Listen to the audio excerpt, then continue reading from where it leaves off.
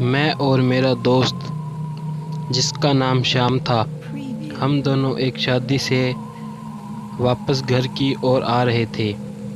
हम दोनों को शादी में से आने में काफ़ी देर हो गई थी क्योंकि शादी शहर से दूर थी। हम दोनों कार से एक डरावने और सुनसान रास्ते से घर जा रहे थे। शायद डरावने रास्ते के कारण रास्ता खाली था। हमारे अलावा और कोई भी दिखाई नहीं दे रहा था। मैं और मेरा दोस्त हम दोनों आपस में बातें कर रहे थे ताकि रास्ते में डर न लगे, और हमने म्यूजिक भी हाई आवाज़ में चला रखा था। लेकिन फिर भी मुझे ज़ोरों से नींद आ रही थी। बार बार मेरी आंखें झपक रही थी। मुझसे अब गाड़ी नहीं चल रही थी। इसी कारण मेरे दोस्त मुझसे बातें करता रहा ताकि मुझे नींद ना आ जाए।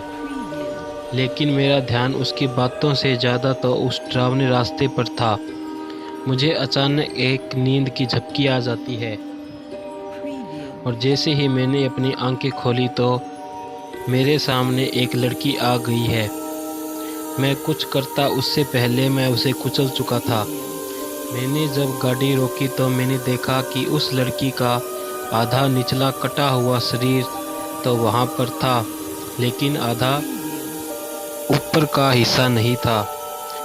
लेकिन हैरानी की बात तो ये भी थी कि मेरे दोस्त को तो ऐसा कुछ भी दिखाई नहीं दे रहा था।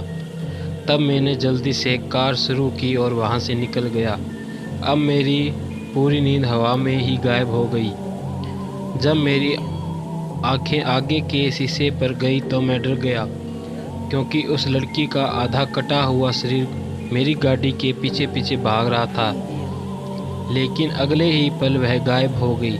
जब हाईवे ख़त्म होने ही वाला था तभी उसका आधा निचला हिस्सा गाड़ी के आगे आते दिखाई दिया।